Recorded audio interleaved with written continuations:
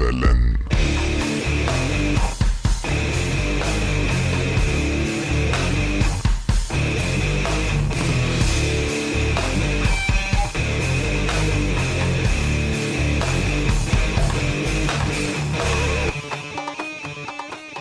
Hello, beautiful people. And by beautiful people, I mean the two people who listened to the last episode. Who listened to 3 seconds of the last episode. And thank you. I am very, very appreciative for those 3 seconds. Today is a good day. Actually, I am happy I haven't been happy for a little while. There was a ceasefire in Palestine. And it's a good thing. It's definitely a good thing. People are not actively dying and people are not actively getting bombed. So it is a good thing. However, we shouldn't think that the war is over or that the occupation of Palestinian territories is over.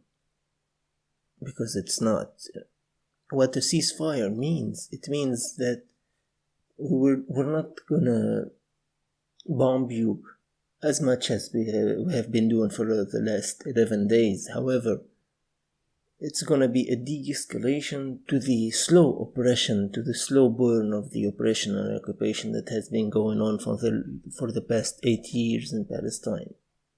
So, while it is a positive thing, it's not a resolution at all. It's not, the media shouldn't, most mainstream media has been reporting a false narrative, and we'll get into that in a minute, but people shouldn't stop talking about Palestine. People shouldn't lose focus and think that everything is alright, because it's not.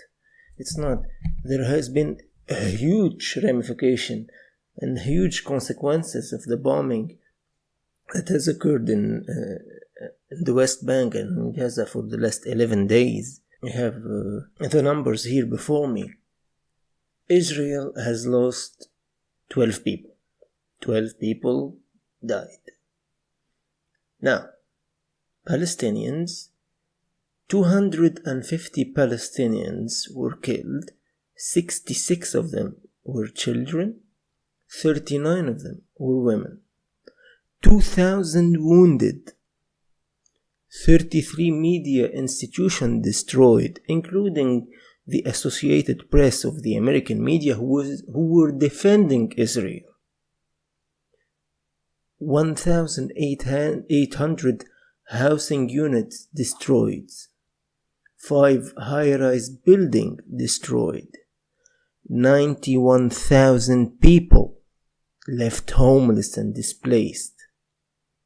So, yeah, the ceasefire is a good thing, but it's not nearly good enough. It's not nearly, it doesn't nearly mean that it's a solution and that the conflict is over. I don't even want to say the word conflict. It's not, as you saw the numbers, it's not a conflict, it's genocide. And the war is still going on. The oppression is still going on. Today, a few days after the ceasefire has been announced, 30 Palestinian children have been arrested by Israeli police because they have given the middle finger to the Israeli police as the Israelis were firing at them. Middle finger. So, yeah, you can't even give the middle finger anymore.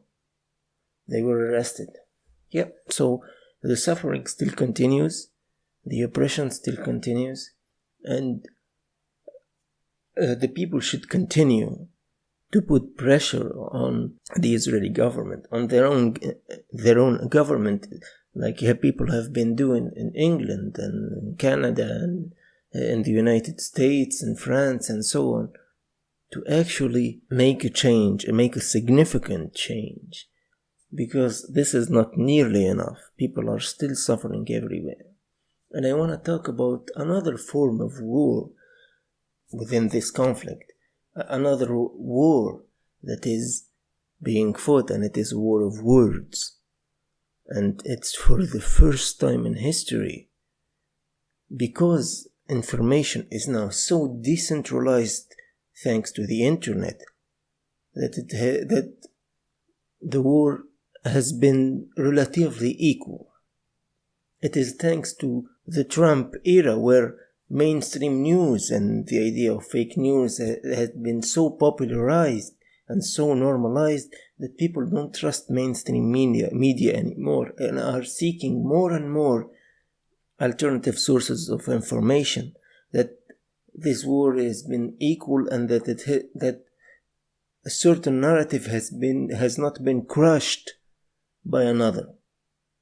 And what I'm saying is, this war of words that is being fought by the Israeli-backed mainstream media to actually create a certain narrative.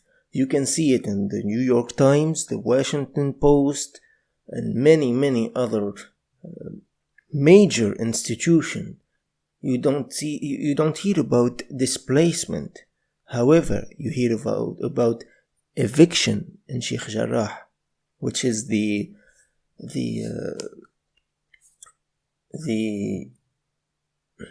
fuck, I forgot the word. Which is the neighborhood. I forgot the word neighborhood. Which is the neighborhood that the Israeli government has decided to destroy in order to make room for new settlements illegally. That is why there is a huge difference between the word illegal displacement, which is factually what was going on, and eviction. Eviction actually implies that the Palestinians were wrong, that the Israelis have a legal ownership of that land, and that the Palestinians were trespassing. When you hear eviction, you hear that somebody didn't pay their rent. While, no, that's not what was going on at all. The Netanyahu government decided to illegally displace people, to illegally take people from their home, to throw them out, to get Israelis into those homes, to destroy those homes, and to build new settlements only for Israeli people. That's what was going on. When you hear that, for example, you see on the news an Israeli person has been killed by Hamas, that the Hamas has fired rockets into Israel, yet you hear that buildings have collapsed in Gaza due to Israeli bombings.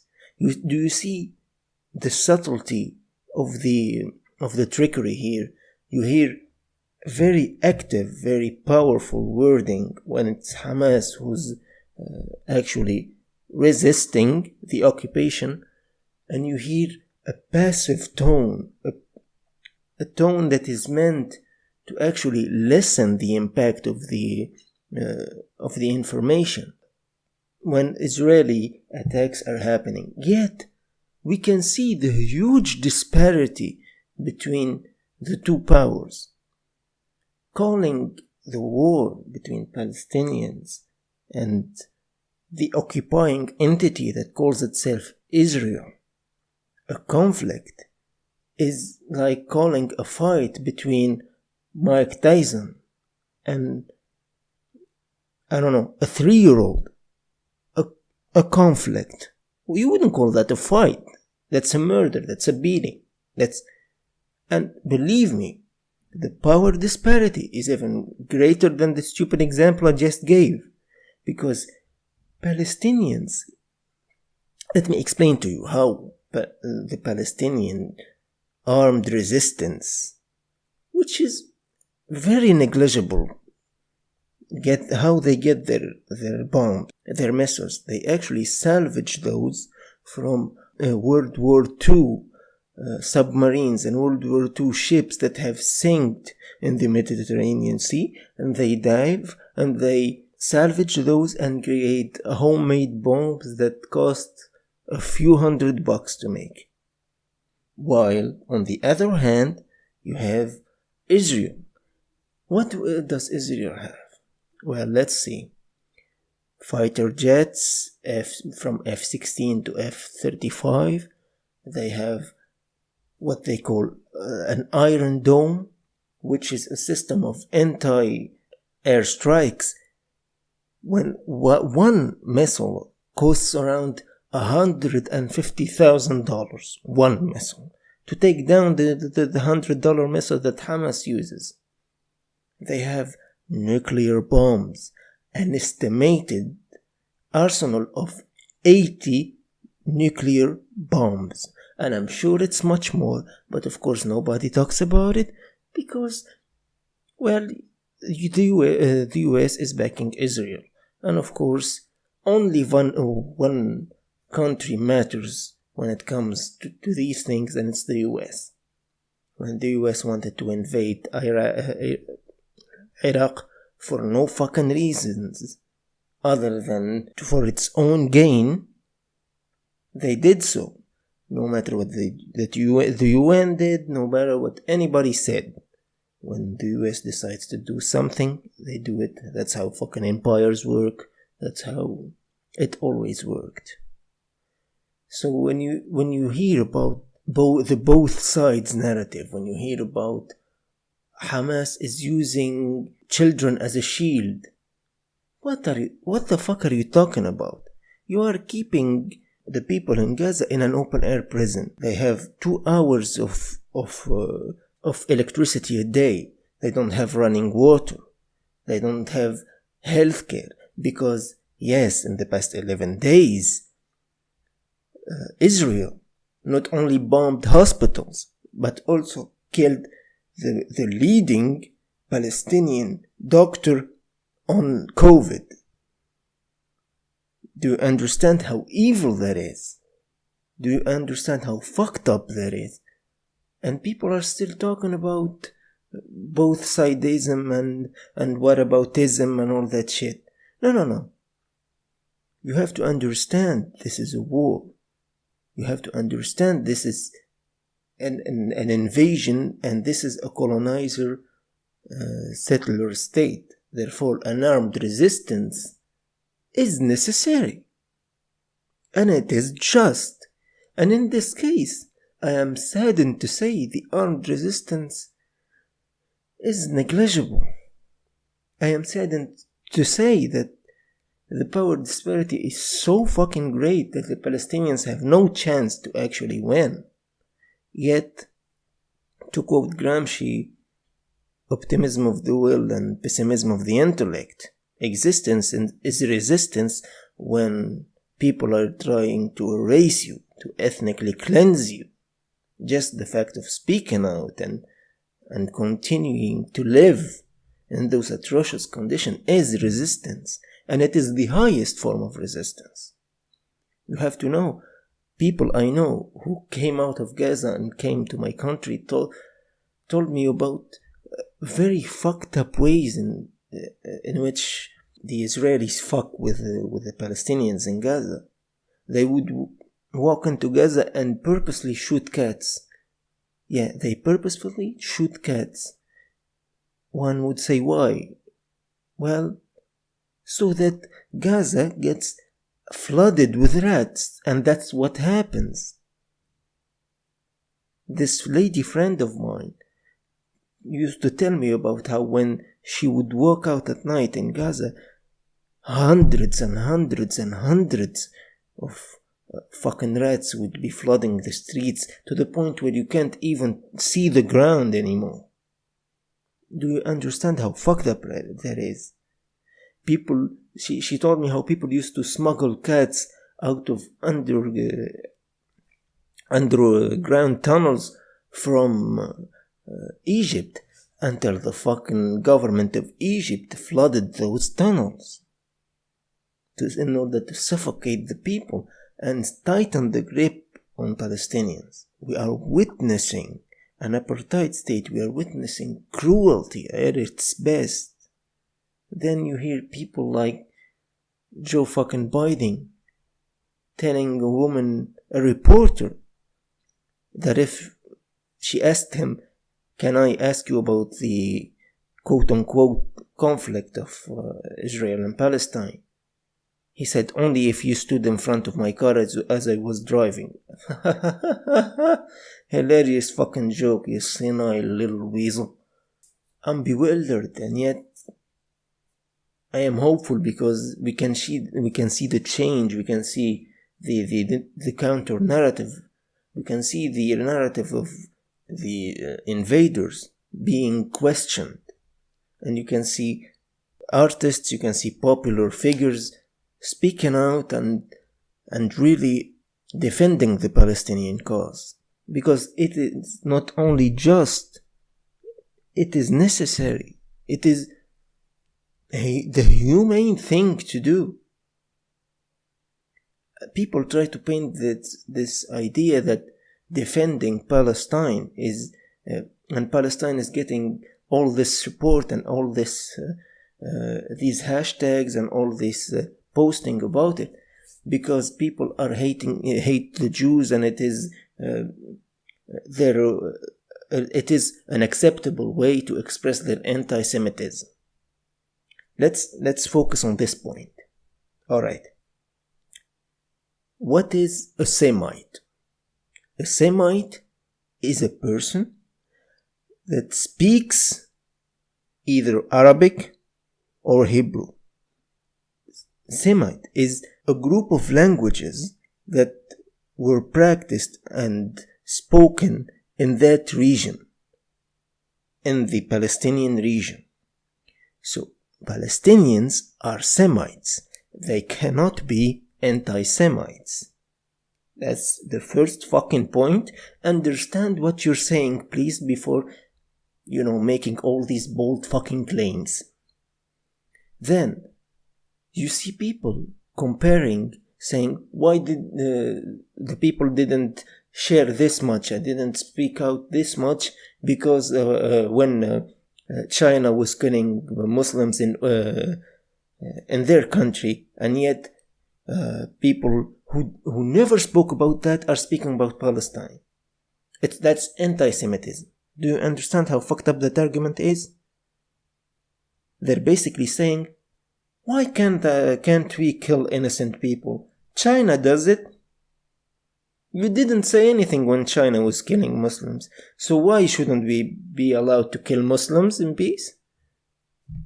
It's because you're a hateful racist. You're not allowing us to kill Muslims. You're not allowing us to kill innocent people. You're not allowing us to fucking bombard children in their sleep. It's so fucking stupid. It's so fucking... I mean, I have seen cognitive bias, but to this point, it amazes me.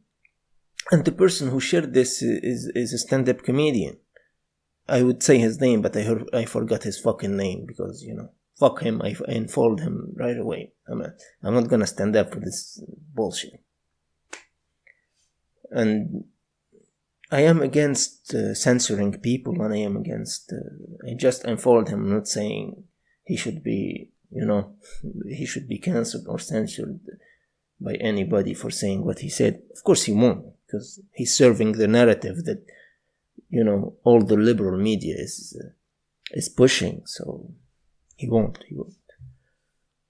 With that being said, I want to say something about censorship and the left. I've talked about this at length before, but people who have looked at the past a bit, people who are not reactionary, have seen this coming. They have seen the danger of censoring others, the danger when you fuck with free speech. That's why I get so annoyed when leftists try to demonetize and deplatform and censor and cancel people for saying things that they don't agree with. You have the right to not agree with people, but once you fuck with their ability to express themselves, their free speech, we're entering a very, very dangerous zone. Because when you give that power of demonetizing and deplatforming to entities like YouTube and Facebook and Twitter and Instagram, they have the monopoly. They are the ethical god that decides what's right and what's wrong to say. And what they are is a bunch of companies, of capitalist entities. And the day of reckoning has arrived. And we saw fucking Facebook, and we saw Instagram, and we saw Twitter blocking and deactivating and censoring posts that are supporting Gaza, that are supporting Palestine. Under pressure, and I don't imagine it's much pressure from fucking the Israeli government. It is so fucking foreseeable that we're fucking with something so fucking essential when it comes to free speech. I don't understand how people didn't see this coming. Noam Chomsky was so focused on this point of free speech because he lived in a time when the left were censored. He's so fucking old, you know. In the 50s and in the 60s, it is the left that was censored. It is people like Martin Luther King and Nelson Mandela and Malcolm X who were censored. And those people, that power of censoring people, will come back and bite you in the ass, and it did. And it will keep going, and it will keep, because you can't trust the fucking government. The government is never on the side of the people. What the Arab people did to actually fight back against this fascist censorship that alien-looking motherfucker did, Mark Zuckerberg and his minions decided to do, is they had to change their the way they write language on posts supporting Palestine and speaking about Palestine on social media.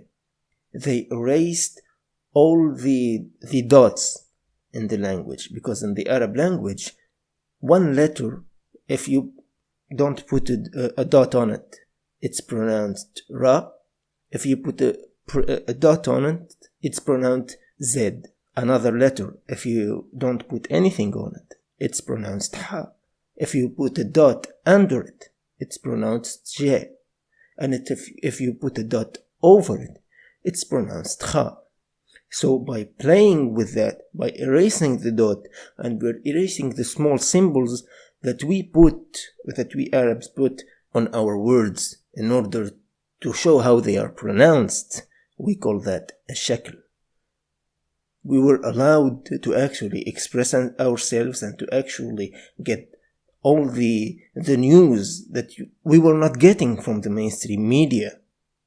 Because, as I said, Israeli bombings have destroyed the headquarters of Al Jazeera and Associated Press in Gaza.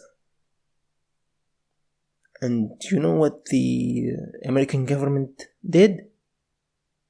It tucked its tail between its legs, and it gently bent over to fucking the Netanyahu government. And they pushed the narrative of Hamas was using journalists as human shields. What the fuck is this? People do not make good shields. So stop using this fucking argument. You are bombing civilians willy-nilly.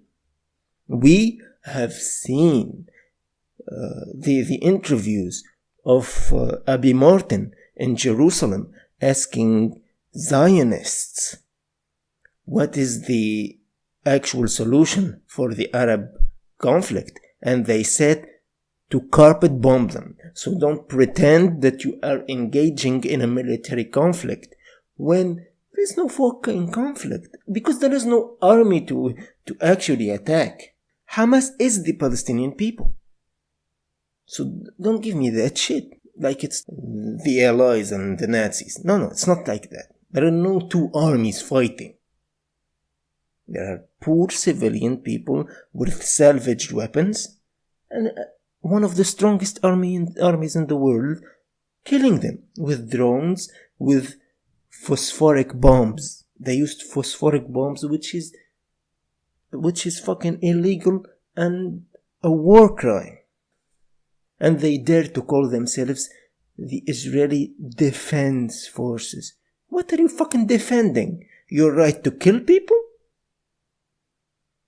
I saw this post, Free Israel. Free from what, motherfucker? Free from what? Just answer me. Jesus fucking Christ. As I said, we're fucking with free speech, and it's very dangerous. Censoring and deplatforming and all that shit will come and bite us again and again and again and again. And it can only have a negative consequence. Because what happens when you deplatform and censor people like Alex Jones?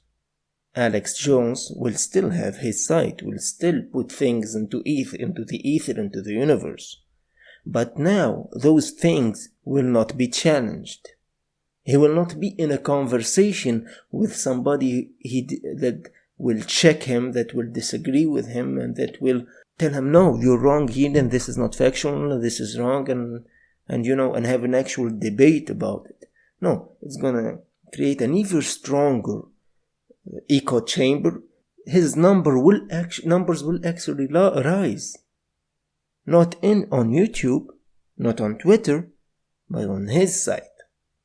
Let's talk about comedy for a bit. A few years ago, the Legion of Skanks podcast, and it's a podcast I am a huge fan of, had a huge problem when they invited Milo guy, that gay Christian racist dude. Then when they had that guy on, they had a huge problem, and they were kicked out of the creek and the cave, and people were threatening them with violence, and people were threatening them with, and leftists were getting enraged how a comedy podcast could talk to this dude. Not only that's so fucking stupid and so fucking wrong, for the reasons I've mentioned, because when you deplatform someone, when you brand him as a fucking persona non grata, it will create this echo chamber around him and this bubble where his thoughts are not questioned at all. It will only create hatred with the moderates.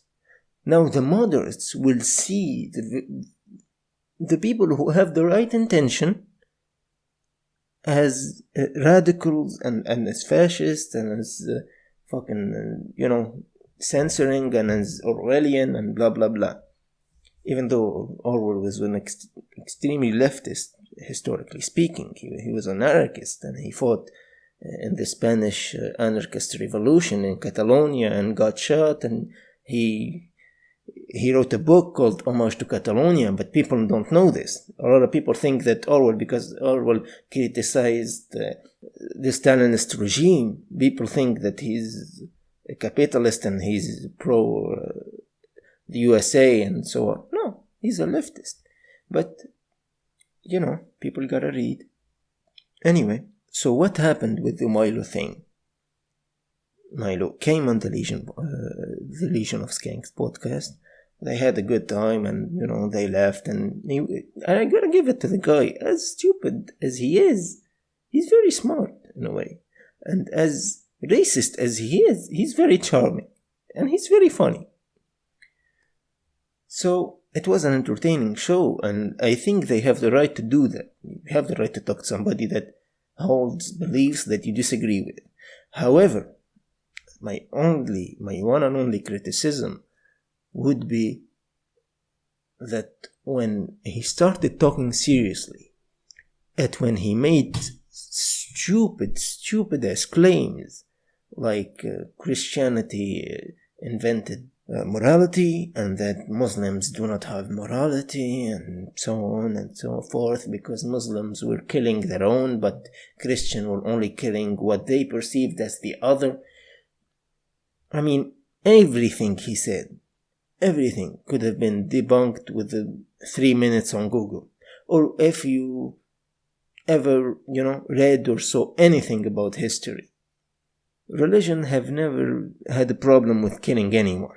They claim, that they're for peace, but historically speaking, they have been the primary reason for murder and the primary killers in history. So, yeah, don't give me that shit. And as a person who grew up a Muslim, and who isn't anymore, I can tell you from an objective point of view, there is a lot of morality in Christianity and in Islam. It may be a very subjective and a very fucked up morality, but there is. It may be morality that is hugely subject to fucking interpretation, but it is a morality nonetheless. Also, morality has nothing to do with religion, because monkeys have moralities, animals have moralities. So that argument is so fucking stupid that what bothered me the most is that somebody as well read as Dave Smith, who's a member of Legion of Skanks, didn't say, hey, now, that's wrong, because I know Dave knows this, and Louis J. Gomez knows this, and Big J knows this. But I understand that they're a comedy podcast and that's not their primary concern, even though I, in my opinion, think that they should have. If they think they shouldn't, it's their right, and I understand. I am convinced that they should be able to do so. So they should be able to have anybody on, from that Milo Gaif to Alex Jones to whomever. I mean, you can look at Joe Rogan. Joe Rogan does it relatively well. When he gets those people on, he checks them. He have a good time, an interesting conversation, but Joe is so fucking doesn't have an ego that he's able, and he doesn't give a fuck really. He's so fucking honest. So he will say when he agrees with you, and he will check you. Now, I do have some differences of opinion with him, a lot of them. But I think he's going about it the right way, because he's having people like Peter Joseph and people like Cornel West on, and Alex Jones and Milo and other people from the other end of the spectrum. And I think that's the right thing to do, because those debates are what is going to shape the discourse. Let me give you an example. I spent 20 years of my life as a devout Muslim. I used to do the 5 prayers and to spend hours at the mosque, and we would wake up at 4 in the fucking morning to go do the prayers, and I used to do all that shit. Then I started reading a little. I started to get into astronomy, and I started to, feed my stupid mind new information that contradicted with the narrative that the religion was pushing. What I did was look up debates between people who were highly educated and religious people who were authorities. And those lively debates shaped my views and helped me to slowly shed those beliefs that I had. Now, one of them could have swayed me either way, because I was in deep doubt. But if I didn't have those debates, if those debates were not allowed to happen, if people said, well, let's say, for example, Christopher Hitchens hates religion and he's Islamophobic, therefore he should be deplatformed and he shouldn't be able to speak. Or people said that Tariq Ramadan is hateful and he shouldn't be able to speak, and so on. So the debate between them would have never happened. And God knows what would I be thinking right now. So it's a very delicate issue. It's a very fragile thing to fuck with when it comes to freedom of speech. And what's even more dangerous is to let these ungoverned, unregulated capitalist entities decide who's right and who's wrong. Capitalist entities have never had a problem with fucking with anyone and silencing and killing anyone who doesn't serve their interest. That's historically well documented.